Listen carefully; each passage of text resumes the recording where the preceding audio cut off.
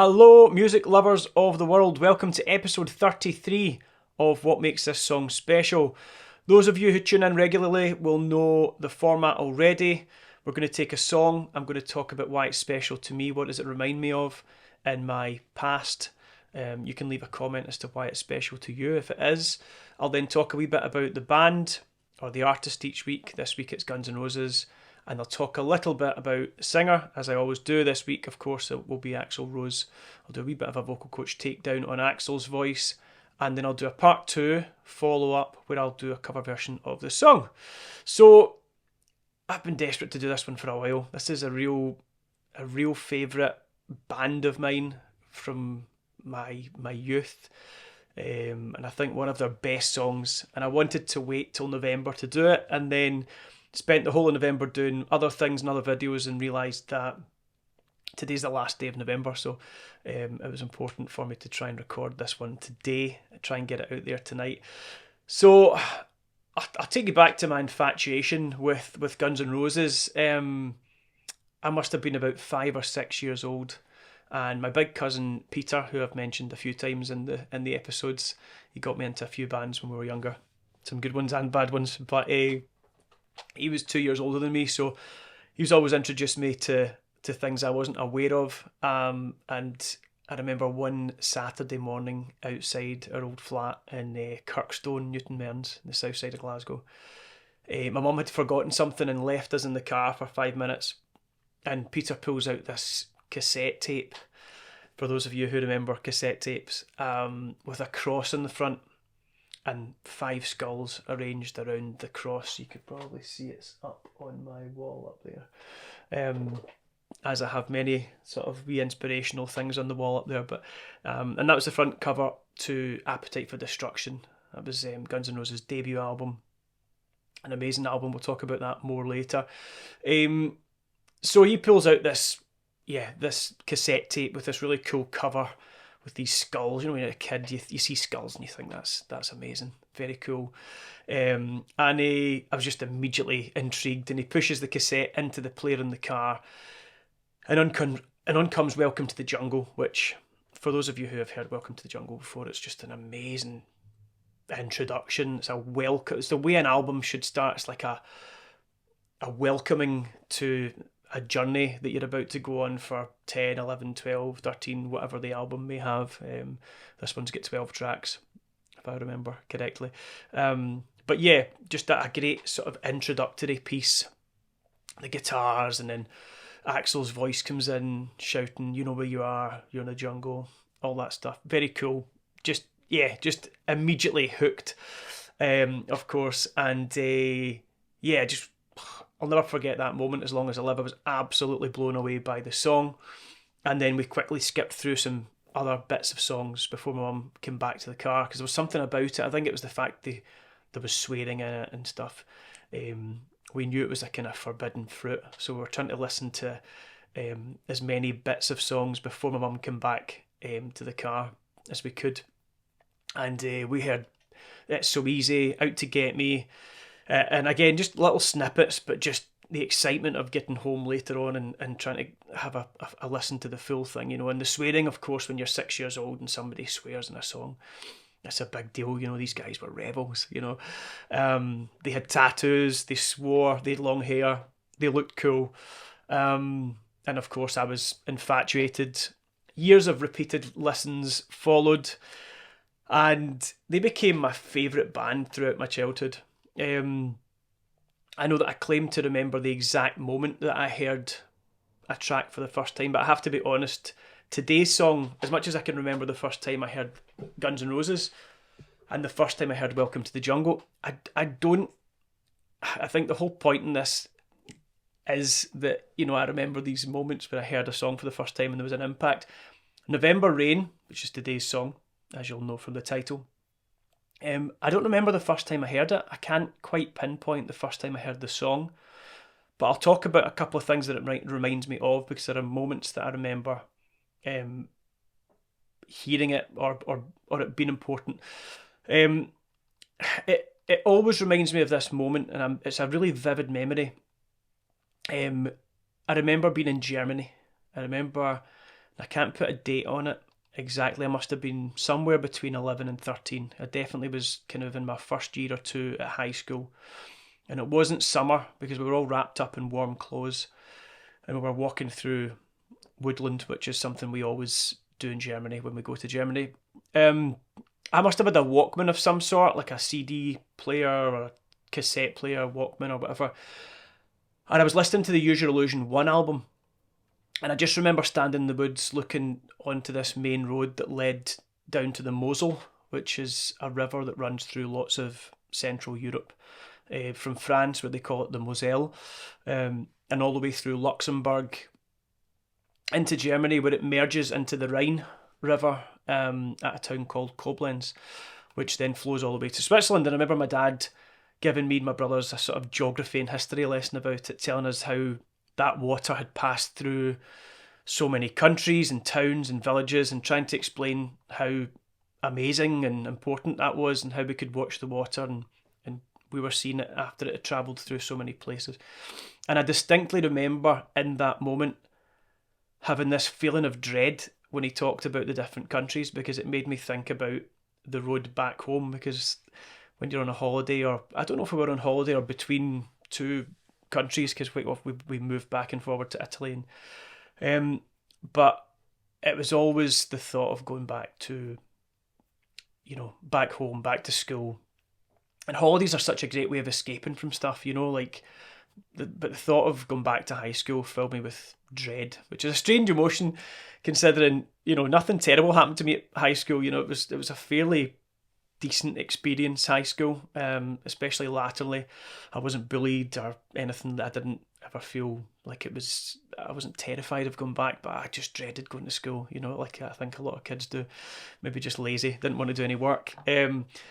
But I just didn't want to be there. I'd seen something else. I'd lived in Italy. I'd travelled all over Europe when I was a kid, and I'd sort of seen behind the curtain, like in The Wizard of Oz, when they realise there's no going back once they've worked it out, they've seen it. I'd seen another life where the sun shone and the people were friendly and warm, and I didn't want to go back to the sort of grey British weather and the city life. Or suburban life, to be fair. I've never really lived city centre, and I feel guilty saying that because I live in Glasgow now, and I do genuinely love my life here. It's very good, but I do spend every minute wishing for sunshine and my next chance to jump on a plane to get away. But I don't think that's a bad reflection on Glasgow. I think everybody wants to get on a holiday at some point. So anyway, I remember this moment of dread and thinking about going back up that Mosel River towards France, and the journey home back to Britain, back to Scotland for going back to school, and it was kind of the start of high school. But I remember just listening to this album, and I remember listening to November Rain specifically that day when my dad started talking about the river and the geography lesson. And yeah, I think, but that's not really today's story. It's not really today's story. That's just what it reminds me of. It's not really that important. What I wanted to talk about today was a strange little story, which is actually about the town that we were in Germany. It's a wee town called Mermut. And Mermut had become probably my third home. I suppose if I think about that now, I should feel quite lucky that, some people only get one place to call home. Growing up, I certainly had a few homes. We moved around a lot. I know of 3 main homes, one in Italy, one in Glasgow. But I would say my third home was Germany. We stayed there so many times over the years, stopping there in between. It was kind of the halfway point of our journeys back and forward to Italy when I was a kid. We stopped there so many times and for so long that I honestly feel like I kind of almost lived there at one point. And yeah, it's a strange one. There's this little gem called Mermut, as I said. It's this tiny little town. I've mentioned it on a couple of episodes already, but I've never really talked about why it's an important place and how we found Mermut, because Mermut's like it's a little hamlet, a little village of maybe a couple of hundred people. I mean, it's tiny, and it's surrounded by woodland in the middle of nowhere in the Rhine Valley in Germany. And it had become sort of sacred to us, that village. And the reason we know about Mermut is because, so my mum and dad, before they became parents and became, I suppose, sort of, what's the word I'm looking for? Before they became sensible, I suppose, they used to go on these crazy adventures around Europe, and they would hitchhike and take lifts from complete strangers to get to strange and amazing places that nobody really ever visited back then. We're talking about probably the 1970s, where people, if they ever went abroad, they would go on a package holiday. My mum and dad were going to places that only the locals of the towns they visited would ever have known, and they spent years doing these travels, some dangerous routes, crazy stories. They weren't the sort of package holiday type, and they would just find the cheapest flight out of Glasgow to somewhere in Europe, land there, and then they would hitchhike to wherever the journey took them. There was no TripAdvisor, no Airbnb reviews, no FaceTime, no mobile phones. It was an exercise in trial and error, and they've got great stories, ones that make me jealous. I think there's a story about where they hitchhiked through a war-torn former Yugoslavia, seeing folk with guns, pointing guns in the cars and things like that, to Turkey, all the way to Israel, and the only reason they didn't go further and weren't allowed into Jordan was because the Israeli authorities had stamped their passports when they landed there, and they weren't allowed into Jordan because of that.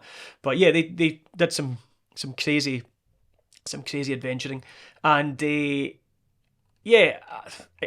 exciting things. And one night they were travelling through Germany, and they reach a little town called Koblenz, the town I mentioned earlier on about where the Mosel and the Rhine meet. And like many times before, they never managed to find a hotel for the night, and there was no bed and breakfast open or available, and they got prepared to just sleep in the train station for a few hours before moving on the following day. And it must have been around midnight, and this guy approaches them and he says, "Oh, I'm a taxi driver. I'm heading home, and I'll give you a lift to the village that I stay in if you want, free of charge." He says there's a wee bed and breakfast there, and he thinks that the lady in the bed and breakfast will have space and take them in for the night. And of course, my mum and dad agree to this kind offer. Me personally, I would have been suspecting a serial killer or something like that. That's because that's how my mind works. But they went with it, and thankfully he did just turn out to be a kindly gentleman who wanted to help two people that he saw who were about to sleep on a bench in a train station. So when he reached Mermut, the town in the middle of the woods, with a population, as I said, of less than 200 people, he knocks on the door of the Metzen family house, and Frau Metzen came to the door, raised an eyebrow at these foreigners who were darkening their doorstep, and she seemed a wee bit hesitant to let them in. You've got to remember, people in tiny villages like this in the 1970s probably didn't see foreigners very often, and she was probably a wee bit apprehensive about the prospect of letting these two people in. Anyway, she very kindly did. And 50 years later, we still go back to that same house. We try and go most years, and the Metzen family have become family to us. They've become family to me. I've known them all of my life. They feature in loads of my childhood memories. So yeah, just that's how we came to know the little village. Now, little strange story that follows on from there. This is going to be a long episode, I'm sorry, but this is the strange bit, right? So a wee story that sent shivers right up my spine when I first realised this. So 3 or 4 years ago, I did a 23andMe test. For anyone who doesn't know what a 23andMe test is, a 23andMe test is basically, it's a DNA test that tells you about your genetic background. You spit in a little test tube that they send you. You send it away. Couple of weeks later, you receive a report, an email with all sorts of information about who you are, where you're from, links to people that you're maybe distantly related to. It's insanely accurate. It's frightening. It's frighteningly accurate and really interesting. So mine came back, and as predicted, I was, I think, 50% Italian, 49% British, and some little point somethings of other nationalities, bits and pieces of other Southern European, Northern European. I think there was even a 0.1% Iraqi or something like that as well. So all sorts of different DNA that's in your DNA, because we've all come from millions and millions of people before us. So really interesting, and it kind of made me want to dig a little deeper into work out where my ancestors had been and all that type of stuff. And it was quite hard to find out about my mum's side, the Scottish side, but my Italian side, my dad's side, seemed to have been settled in the little village that we've been going to all my life in Lazio, Villa Latina. I've talked about that village loads of times.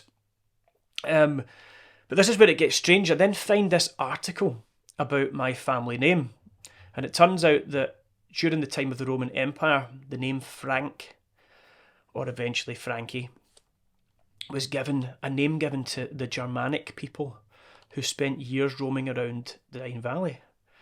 So as I was reading this, I reached a line in the text that completely stopped me in my tracks, because it said that the Franks had been part of many battles, including one where we ended up settling at the castle of a small town called Mermut. And when I read it, I honestly froze. I was just like, so this little town of less than 200 people had potentially been a settlement for my ancestors over a millennia prior to my mum and dad stumbling upon it whilst hitchhiking. And not just stumbling upon it and then, thinking, oh, that was a nice wee village and moving on. They'd fallen in love with it. They'd found something in it that lured them back time and time again. My mum and dad must have been there, I don't know, 70, 80 times, something like that over the years. And yeah, it just became one of our regular holiday destinations throughout my entire childhood and adulthood. But yeah, how crazy is that? That's just a crazy story. I just wanted to tell that story because it's such a crazy story. I even get goosebumps, like just, telling the story. It's yeah, mad. So I don't know, maybe a coincidence, or maybe there's some sort of, memory in our DNA that makes us have a certain bond with certain places or certain things. I don't know. Very cool though. That's why Germany is so, or that part of Germany certainly is so important to me personally and my family. And November rain always takes me there. It always reminds me of, that specific time, which I can't put a date on, as I said, but early high school, trying to get my head around the fact that sometimes you just need to get your head down and deal with life, knowing that you're maybe not exactly where you want to be, but it all works out. It all works out in the end. So we'll talk about November Rain. November Rain, I mean, I'm sure most people will have heard it before. It's released in 92 on the Use Your Illusion 1 album. Axl Rose wrote the song. I actually wrote a sort of kind of guitar version. A demo of it was actually recorded before the Appetite for Destruction album in the mid-80s, but it was shelved until 92 when Axl transformed it into this sort of almost 9-minute epic masterpiece symphonic rock ballad that we all know. It was against the wishes of Slash and Duff, the guitarist and bass player in the band, who didn't like the soft rock approach and didn't agree with Axl's direction on it. And also on tracks like Estranged, which featured on Use Your Illusion 2, which is also a kind of big, long, progressive ballad. I think they preferred the harder, punkier rock that Guns N' Roses were sort of originally famous for. Personally, as I said before, I absolutely love the song. I mean, I think it's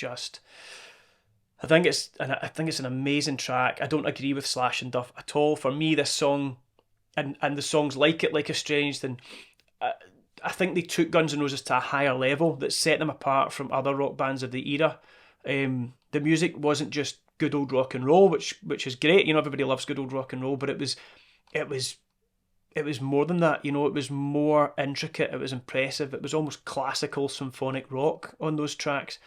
And I think, probably arguments like that and many others were what ended Guns N' Roses not too long after the tours for Use Your Illusion, which I think to this day are still the longest tours in pop rock history. So, but it was definitely a sound that not many bands had ever really attempted, let alone succeeded in. And one of the most impressive things, I mean, I think this is just incredible, but Axl actually recorded the entire orchestral parts himself on keyboards. Now, even now, that would be quite hard to do, because even with great samples and things, it's still hard to make something sound like a real orchestra.